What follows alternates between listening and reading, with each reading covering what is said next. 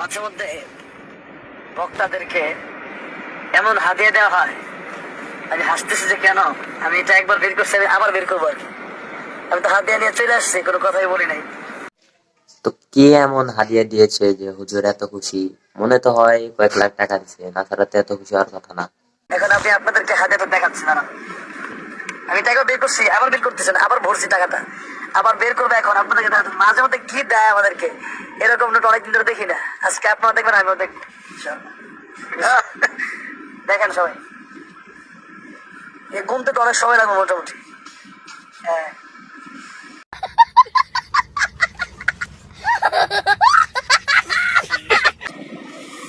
তার মানে মোট 100 টাকা এখানে।